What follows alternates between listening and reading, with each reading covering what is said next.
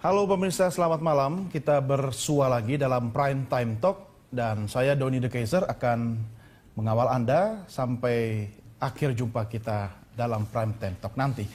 Ya pemirsa, Gubernur DKI Jakarta Basuki Cahayapurnama telah menerapkan sistem e-budgeting dalam penyusunan APBD untuk Provinsi DKI Jakarta.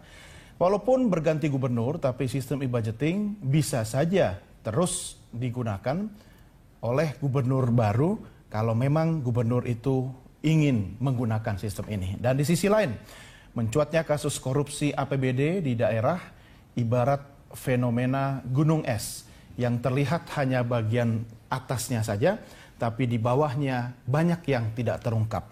Dan praktek korupsi hanya bisa dikendalikan dengan menggunakan sistem penganggaran yang berbasis teknologi informasi. Karena itu pemirsa, Presiden Joko Widodo harus menggunakan instrumen kekuasaannya dengan mengeluarkan peraturan presiden atau peraturan pemerintah sebagai payung hukum, sehingga pemerintah di daerah wajib menggunakan sistem e-budgeting. Ketika sistem ini diterapkan oleh Pemprov DKI Jakarta dirasa cukup efektif mencegah penyusupan anggaran, seharusnya ini juga bisa diadopsi oleh daerah-daerah lain di Indonesia. Pertanyaannya, mengapa banyak daerah belum atau enggan menggunakan sistem ini? Inilah yang akan kita diskusikan dengan narasumber yang sudah hadir di studio. Saya perkenalkan pemirsa, di sebelah kiri saya langsung adalah Sekretaris Direktorat Jenderal Keuangan Daerah Kementerian Dalam Negeri, Indro Baskoro. Pak Indro, selamat bergabung di Prime Time Talk. Apa kabar? Sehat? Sehat, alhamdulillah. Alhamdulillah. Matur nuwun, Pak. Di tengah ada anggota Komisi 11 DPR RI, Haji Refrizal. Assalamualaikum Pak Haji. Waalaikumsalam. Sehat Pak? Alhamdulillah sehat. Terima kasih bergabung sama kami. Dan di ujung kiri, yang selalu vokal, kalau sudah menyangkut anggaran, Deputi Koordinator Badan Pekerja Indonesia Corruption Watch, Ade Irawan. Kang Ade apa kabar? Alhamdulillah baik. Sehat ya? Baik. Long time no see gitu. Tapi kalau tiap ketemu beliau ini urusan korupsi mulu gitu. Saya minta komentar Anda dulu soal e-budgeting gimana? Iya, ini menurut kami sih sudah jadi keharusan dalam. Kenapa begitu?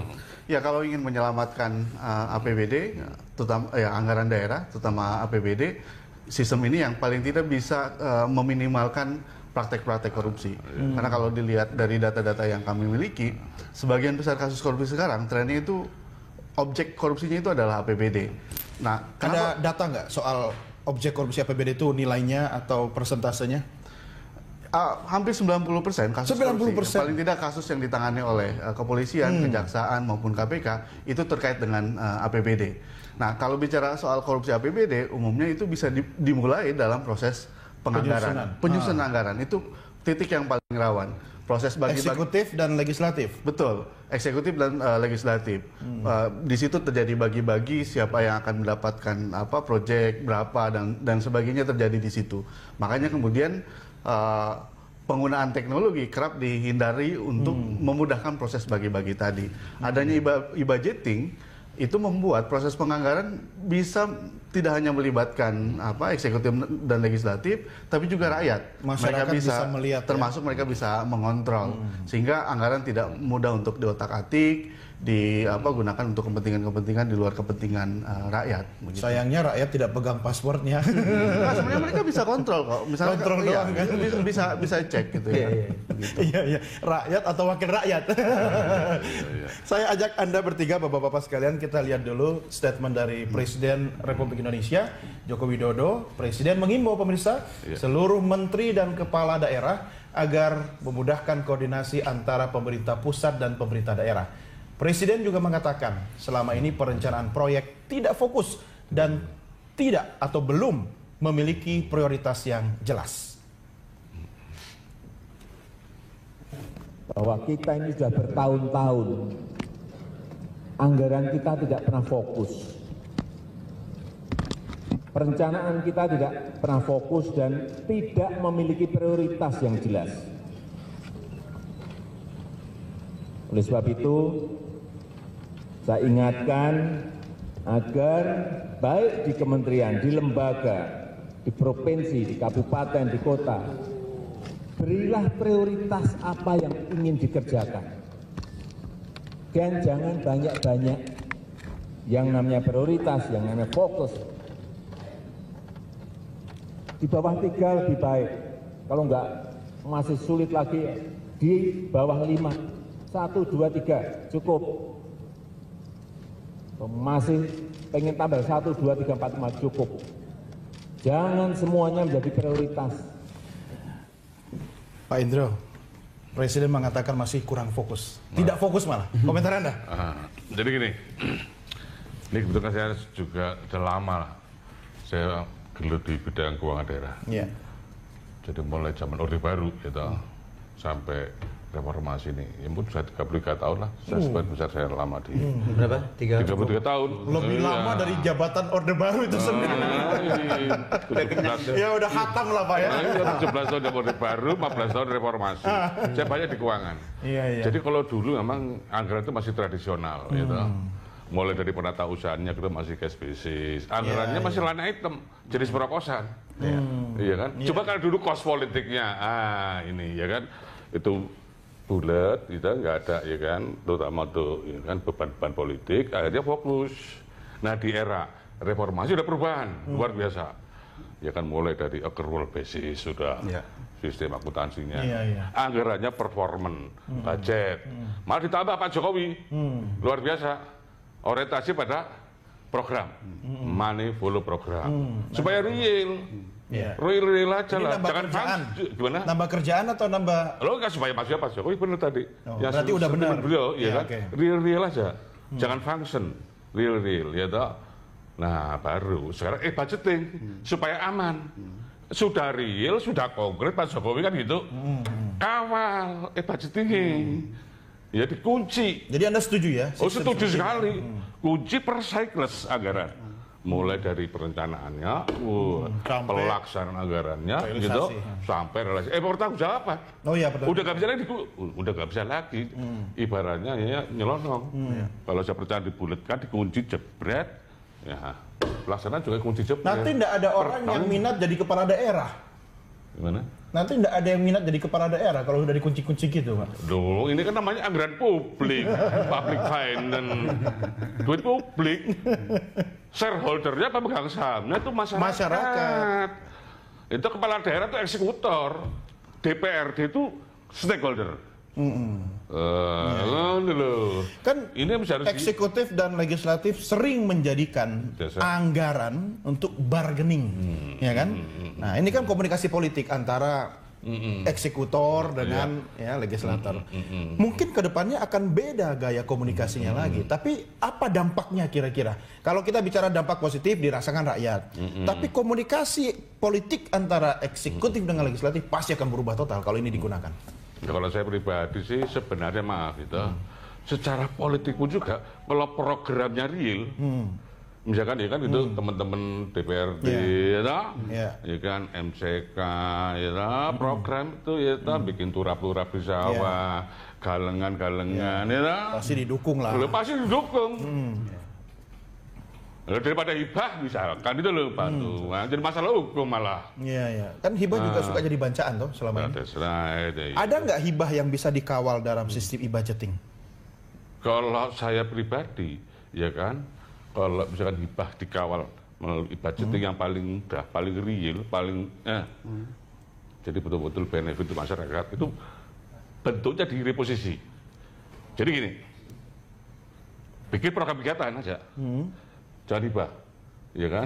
Nanti hibahnya itu dalam bentuk barang, swakelola, pasir, batu, koral, itu. Kasihkan. Jadi nilainya diukur berdasarkan kebutuhan itu, barangnya apa gitu. Pokmas, Kapoktan, kasih pasir, semen, bangun, itu tadi saya bilang kan, jalan desa itu, dia dapat honor juga, tidak apa-apa, dapat honor. Honor pengarah, itu, honor ketua, honor anggota.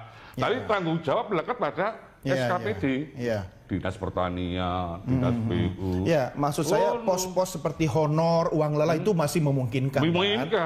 Ada effort. Ya, yang penting sama-sama tahu kan, eksekutor, legislator, dia tahu jumlahnya sekian gitu. Yang penting itu semuanya itu diarahkan menjadi program kegiatan. Jadi sudah sejalan dengan sebenarnya Pak Jokowi, orientasi program. Iya, money follow action. Jadi money follow program sekarang. Iya. Gitu. Jadi hibah sudah aman sekarang. Masalah hukum aman. Nggak usah khawatir akan berurusan sama gedung bundar atau Pak Jaksa, Pak Polisi. Pak Rizal, komentar Anda? Ya kalau yang baik pasti kita dukung. Kalau yang baik pasti kita dukung. Kan dalam Undang-Undang Dasar kalau anggaran memang pemerintah eksekutifnya. Eksekutif. Ya, dibahas bersama dengan DPR. Kalau di pusat dengan DPR RI, di tingkat provinsi oleh DPRD. Nanti kontrolnya ada dua. Kontrol dari eksekutif, ada kontrol legislatif kepada eksekutif. Ya, nanti ada pemeriksa. Apa sih pemeriksa? Audit. BPK. Auditnya. Auditor. Nah ini yang kita saling menghargai nih. Kalau enggak kita bubarin aja negara demokrasi. Jangan, Pak. Kita udah bangun nih kan. Masing-masing menjalankan fungsinya. Nah, ini yang salah satu kelemahannya Pak Ahok ya. Dengan kalau ini oke, nggak ada masalah. Sistemnya oke. Nanti dia semua sama orang diajak berantem itu kan jadi nggak oke kan. Sistemnya oke, Pak. Sudah mulai menunjukkan orientasi politik ya. Sistemnya jangan sampai ke merusak tatanan. Tatanan nggak boleh kita rusak. Betul. Kan kita bicara sistem. Kita apalagi kita orang timur nggak boleh rusak. Maksud saya begini, Pak. Kalau sistem ada, kan semua kembali kepada penyelenggara sistem itu kan, orang-orang di balik sebuah sistem. Nah, yang dikawal ini kan sistemnya. Saya sampaikan dikit lagi ya. Sebetulnya kalau dia selama ini ngambil yang halal aja, ini kan ngambil kalau ada proyek, proyek dimakan sama proyeknya gitu, bukan untung yang dimakan. Kalau untungnya dimakan kan sama soalan gitu. Yang dimakan ini proyeknya yang dimakan. Bapak tahu nggak? Menantu saya ini kan pegawai negeri. Proyek tuh banyak yang fiktif, Pak. Di mana ada? Di mana tuh? Di Pemprov. Nggak perlu lah kita. Nanti ada penistaan proyek loh, Pak. Sampai dia ingin mengundurkan diri di sana. Ini proyek fiktif nanti akhir tahun. Kalau saya tanya sama pengusaha-pengusaha kecil ya, yang kecil ke bawah, dia di ijon, Pak. Ijon. Nanti akhir tahun dikasih proyek fiktif. Betul. Ya. Atau lelang fiktif ya. Lelang fiktif. Nggak ada proyeknya gitu. Nah, selama proyeknya ada, nggak ada masalah. Nah, jangan kita mempertanggungjawabkan yang fiktif tadi. Kita juga tidak tahu ini proyek ini ada atau tidak kalau tidak diumumkan. Kadang-kadang juga kan fiktif itu kan tidak kita diumumkan kan ke publik. sepakat negara ini kita sepakat pejabat DPR, presiden, gubernur disumpah sesuai dengan undang-undang seluruh sudah dasar. Itu dia sepakatan kita bersama. Nah, siapapun yang di kepala daerah harus sesuai dengan aturan perundang-undangan. Misalnya kalau anggaran boleh keluarnya kapan sih terakhir gitu ya. Nah, ini yang saya kira yang temuan BPK yang sumber waras ya kita harus hargai juga dong temuan BPK itu permintaan KPK loh, Pak. Permintaan KPK kepada BPK bukan inisiatif BPK untuk meriksa, bukan. Inisiatifnya KPK minta di audit ini tentang pembelian sumber waras satu dan lain-lain. Artinya sistem yang e-budgeting ini kita sepakat ini bisa mengawal agar tepat sasaran. Tapi nggak kita serahkan juga bola 100% ke sana. Nah, ini yang akan kita diskusikan di segmen berikutnya ya, Bapak-bapak sekalian. Kita break dulu pemirsa, kami lanjutkan sesaat lagi, tetap bersama kami dalam Prime Time Talk.